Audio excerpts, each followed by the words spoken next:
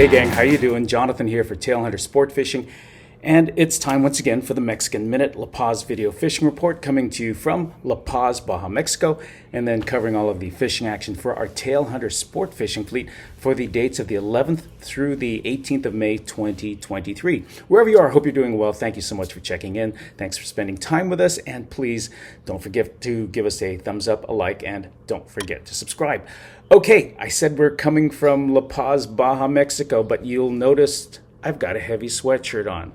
Believe it or not, it is still cold. Here we are, halfway through May, almost to the end of May. We're into summertime almost. We should be doing a lot differently in terms of our fishing and our weather, but I'll tell you what, it is cold down here. Way colder than I thought it would be, or that I've seen in the last 30 years. And here's the thing. How cold is it? Well, not only do I have a sweatshirt, it's early in the morning. If I look a little bleary-eyed, I've been up since 2:30, just finished putting out several shifts of boats, got folks headed to the airport. I still have to put out our divers this morning. So it's just a little bit after 6 o'clock this morning, so I still look a little bleary-eyed, but it is cold this morning. In fact, let me tell you how cold it is. We've been having our clients go to Sears and Walmart to pick up sweatshirts and light jackets and stuff to wear. And these are folks coming from Wyoming, Colorado, Nebraska, all over the country. It's chilly here. I've got Levi's on right now. And here's the thing about me wearing Levi's right now. I've been wearing my Levi's for about a month. In 30 years here, I might wear a pair of long pants maybe 2 or 3 times the whole year. I've had my Levi, well, not the same pair of Levi's, but I've had to wear long pants almost every single day here for the last month. Today, it is here we are, the middle of May. Up in the mountains, it's cloudy. There's drizzle going on right now. I got a report from some of our folks that are already on the beach. Check this out. It's foggy out there. And in 30 years here, I think we've seen fog. Well, we've seen fog 3 times this year. But in the 30 years I've been here, I think we've had fog maybe 6 times total.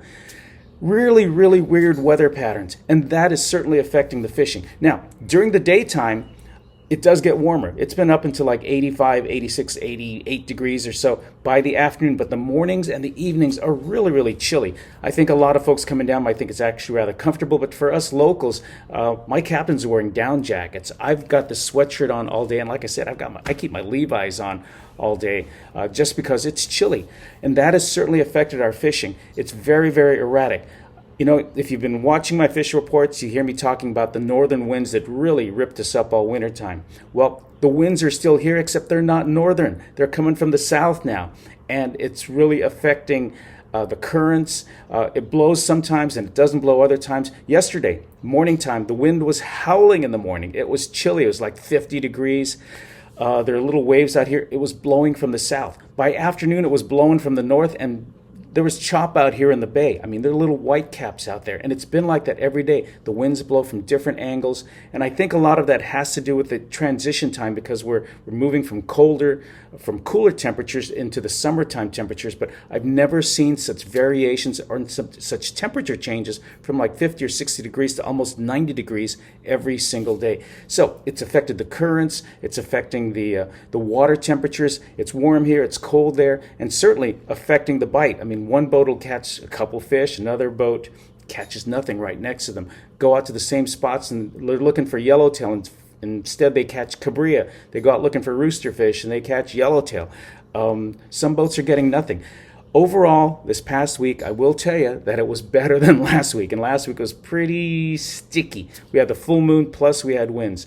This week, I will say it's gotten better. It's still not where it should be, but the quality and the quantity of the fish certainly has improved. Still a little, we still have to work really hard for the fish and look for them. And one boat, like I said, will get fish and the other boat won't.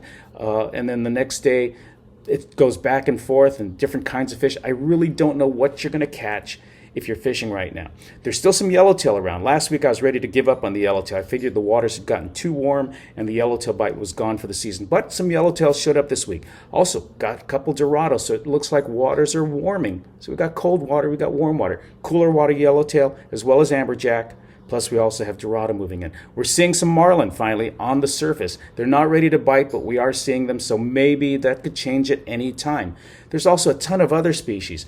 We have a good cabria bite, and yesterday we had some guys catching some, trophy-sized 5 to 10 pound cabria. but there's a lot of smaller ones. There's snapper, there's pargo, there's still Sierra running around, there's bonita, there's Jack Crevalle. The roosterfish, I know a lot of folks are coming down for the roosterfish, and that's one reason I really wanted to get this report out, because we've got a lot of folks coming down in the next couple days and the next couple weeks. Everybody wants to catch roosterfish.